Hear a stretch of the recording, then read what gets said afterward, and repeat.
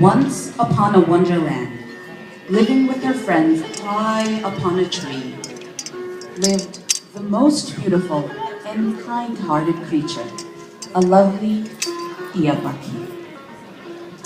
Her heart was warm, her thoughts were pure, and her spirit did roam free, coveted by all for her beauty, grace, and gifts. But from her suitors she did flee.